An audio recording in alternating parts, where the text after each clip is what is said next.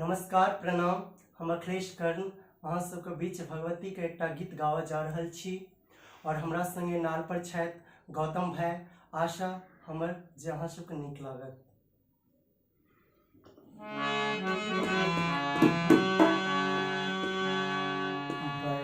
आस लकमा